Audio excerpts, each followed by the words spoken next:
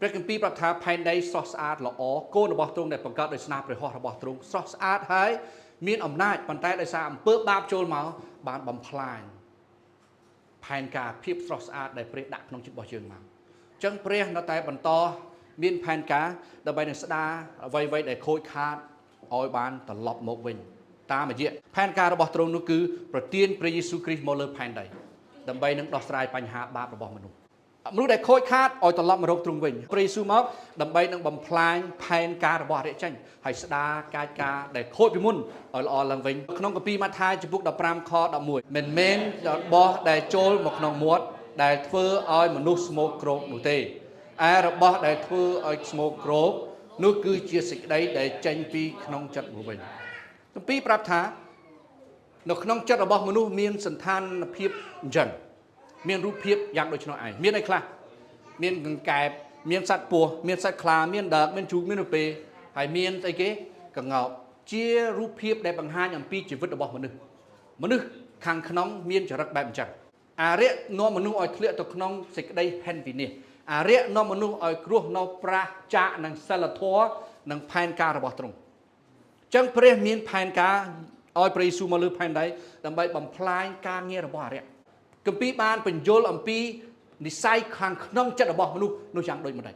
នៅក្នុងចិត្តរបស់មនុស្សមានអស់ទាំងការទាំងនេះបងប្អូននៅម៉ាថាយជំពូក15ខ19ដល់ខ20ត្បិតគឺពីក្នុងចិត្តនោះឯងដែលចេញអស់ទាំងគំនិតអាក្រក់គឺកាប់សម្ផិតគ្នាសាហាយស្មន់លោចគ្នាធ្វើបន្ទាល់คล้ายคล้ายហើយនឹងជេរប្រមាថសេចក្តីទាំងនោះទើបធ្វើឲ្យមនុស្សស្មោកគ្រោកព្រោះតែព្រះបង្កើតមកល្អស្អាតស្អាតនិស្ស័យបាបបានចូលមកធ្វើឲ្យមានបញ្ហាប៉ុន្តែព្រះយេស៊ូវយាងមកដើម្បីដោះស្រាយបញ្ហាហ្នឹងហើយធ្វើឲ្យជីវិតយើងបានស្រស់ថ្លាអាមែនអត់យើងអស់សប្បាយអត់នៅពេលដែលយើងរកឃើញជីវិតរបស់យើងជាណាយើងរកឃើញអ្នកដែលជួយយើងអ្នកដែលបង្ហាញផ្លូវយើងគឺព្រះម្ចាស់ព្រះយេស៊ូវហើយព្រះអង្គទតមើលមនុស្សដោយសេចក្តីស្រឡាញ់ព្រះអង្គមើលមនុស្សគ្រប់ផ្នែកនីមួយព្រះអង្គមើលដោយសេចក្តីស្រឡាញ់មិនថាយើងស្ថិតក្នុងស្ថានភាពលំបាកណាទេព្រះអង្គនៅតែមានផែនការហៅគេឲ្យត្រឡប់មករកទំនាក់ទំនងជាមួយនឹងទ្រង់ឡើងវិញព្រោះគេមានឱកាសដើម្បីនឹងត្រឡប់ទៅឯនគរព្រះទោះបីគេនៅលើផែនដីនេះក៏ដោយព្រះអង្គការពារគេពីកាងចំពុក51ខ5មើលទូបង្គំបានកើតមកក្នុងសេចក្តីទុច្ចរិតហើយម្ដាយទូបង្គំបានមានទម្ងន់បង្កើតទូបង្គំក្នុងអំពើបាបដែរស្ដេចដាវីតបានពិពណ៌នាអំពីជីវិតពិតរបស់គាត់ដោយសារបាបធ្វើឲ្យមានបញ្ហាបាបឆ្លងរាលដាលតាំងពីអាដាមរហូតមកដល់បច្ចុប្បន្នធ្វើឲ្យមនុស្សបាត់បង់ធ្វើឲ្យមនុស្ស